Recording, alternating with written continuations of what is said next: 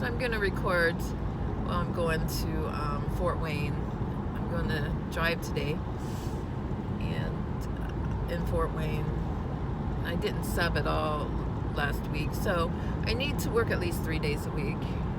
So, and that's what I'm doing, and that's what I've done. So I worked last Sunday driving, yesterday, Friday driving, and today I'm driving. So it's 3 days. So I'm good. Although my kids seem to worry, so I think because they're worried about their own finances. So I guess I should ask them how they're doing. I'll do that. So I'll contact them tomorrow. But at least the ones that speak to me. Well, all of them speak to me. I can't even say that. So, but not as often as I want them to. I guess I can't say that. So I'm on Highway 1 driving to Fort Wayne. Once I hit Bluffton, I'll turn on my Uber and Lyft apps, and I may get somebody in Bluffton. I mean, I've driven people to Bluffton and picked people up from, actually not Bluffton, but Ossian. So anything's possible. I get a washer and dryer tomorrow. My brother Angelo, thank God. And he's going to help me move it. And then I'm going to pick up Harmony to take her to work tomorrow. I'm hoping she gets a car. I'm hoping she gets a job that she can buy a car. I mean, it's one thing to have to pick somebody up, and you're going to work at the same place. I mean, how's that a problem? It's not. But it's another thing to have to drive 12 miles, pick somebody up, bring them back. Harmony does give me gas money, but sometimes it's not about gas money. Sometimes it's about time, and the fact that she needs to get a car. She's 19. I mean, she likes her job, but it doesn't pay for a car, obviously. And so, oh well. I have told her no a couple times, and she's accepted it and found a ride, but that's got to be stressful on her too. So, and unfortunately her dad's not around to help with that, and but that's okay. He helped her get to graduation, and he was there for her graduation. So, and so was Kara and Ryan and Autumn.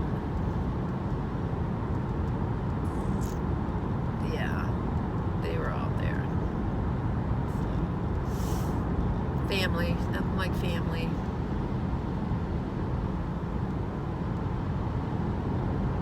Anyway, so I'm gonna stay smiling today too. I like my outfit, so it does make a difference when you look good.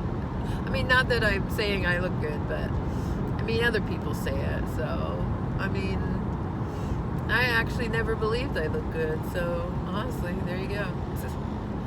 Somebody said, why don't you think you're pretty, or why don't you think you're beautiful, and I'm thinking, I don't know why I don't think that, because I don't know why I didn't, because I just didn't. I mean, I wore the wrong makeup, or wrong clothes. I didn't have enough clothes. I mean, it was like I had 2 dresses as we were growing up. I'm not sure. But I did at one time envy a family because they went to Ellis Ayers in Indianapolis and bought their school clothes. Yeah. Yep, I was jealous, I admit it. I didn't know it was wrong at that time, though. So now I do. But now I'm not jealous, so I guess that works out. Yes, I wish somebody had told me it's wrong to be jealous. I don't know that I would have listened, but I'm hoping that I would have. And I think, honestly, I don't know, because the only time that I really started listening was when my mom was dying. I mean, literally dying. I mean, she had been diagnosed with cancer since she was 38, so, but she didn't die until she was 51.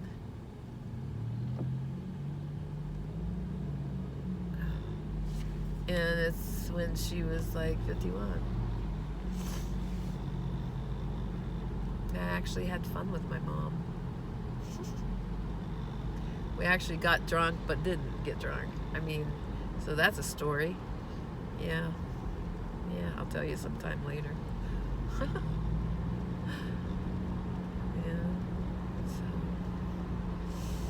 Yeah, it was upon the death of my mom that I really started to think about me, why my life was so,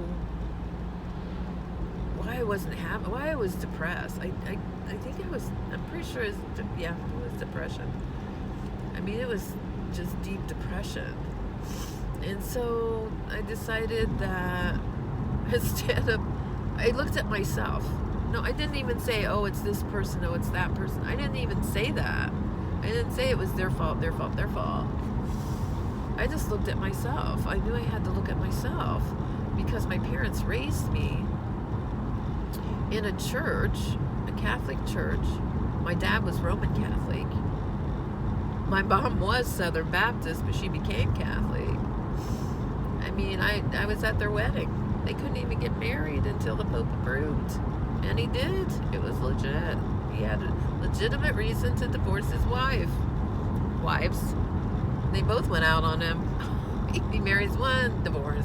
She goes out on him. Marries the other, divorce. She goes out on him. Then he marries my mom. And it's like, she didn't go out on him. Yeah, because my mom was the one. Because she was raised in a church too. She was raised Southern Baptist. I think it's Southern Baptist. I'm not sure.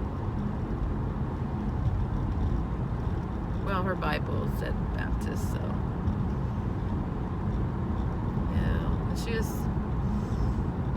kind and gentle, and her spirit was so, I mean, soft, meek. I mean, no wonder she died of cancer. I mean, her whole body was riddled with cancer. But she never asked for anything to take pain, never asked for pain pills or injections or anything. And I just decided one day, as I sat, she was holding her tummy, and I saw her body, what it looked like. And it literally looked like clusters of plumps. I mean, it was that color on her skin, and they were big lumps, huge lumps. It's the size of a plum, and the color of a plum. And she had many. She probably had, I don't know, 10, 15 of them. And it's like, oh my God, Mom. I didn't know. She would never, I guess, let anybody give her a bath, or I don't know, but one day she said, I can't, Mona, I can't. And I said, okay, Mom, you don't have to bathe, it's all right. And that's when I knew she was in a terrible shape. So, but I remember Christmas of 1980. I mean, she was still very much loving, well, maybe not loving life, but happy. Christmas Eve. It was Christmas Eve. I want to say the Beatrices. That's such a freaking horrible name. I hated it. I hated that name.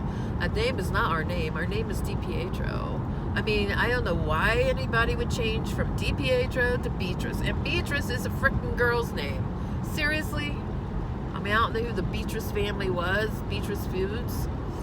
But it had to have been like the name of their daughter or the name of the wife or something like that. But our name is DiPietro. We're Italian. My mother's maiden name was Reinert.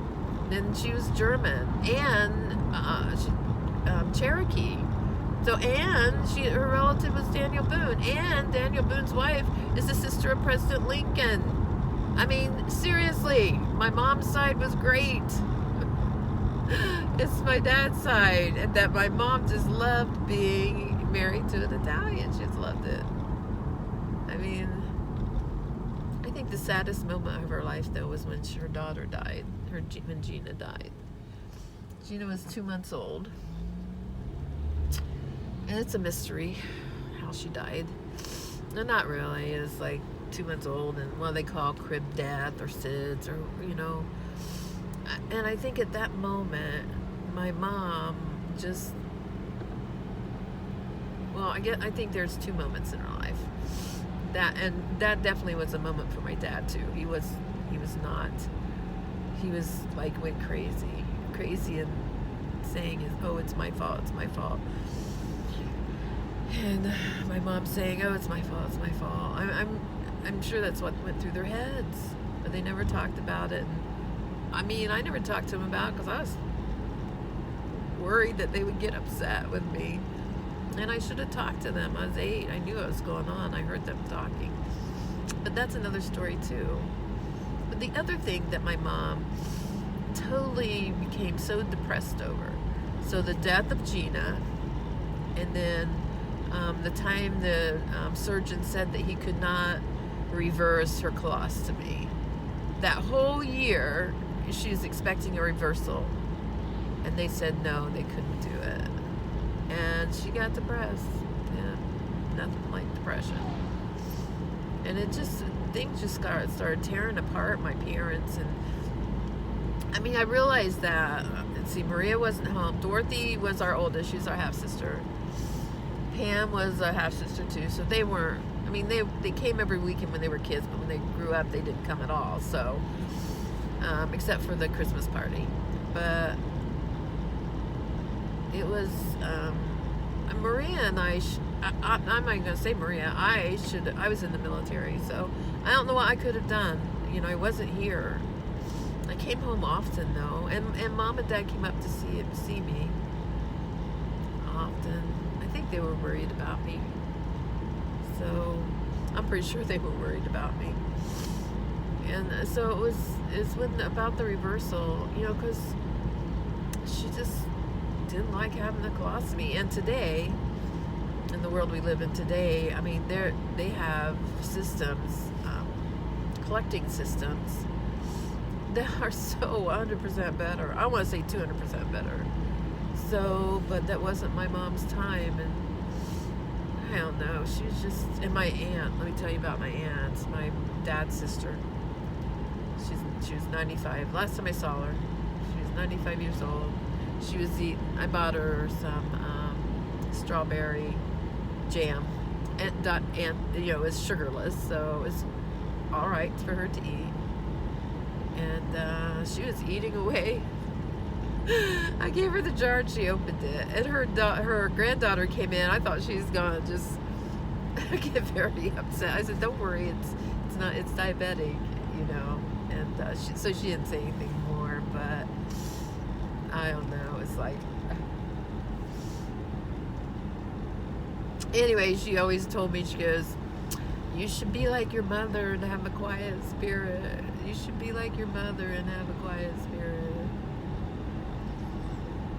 You should be like your mother." My mother is dead at 51, so I'm 65. So is it now time to have a quiet spirit? No, because time is worse now. My mom would, yes, she was very quiet, and I don't know why she was quiet, and I don't know why I'm not quiet. But my mom didn't have to do anything, really. She had a housekeeper, a cook. That was my mom. So it's like, she didn't say, "I need this, can you give me that?" Shut up. I have 5 brothers and 5 sisters. I'm just speculating this is why I'm loud. And so I'm going to end it like that, and I'm going to start a new, I'm not going to drive again probably until next week, but I'll start a new video then. Bye. God bless. Have a great day.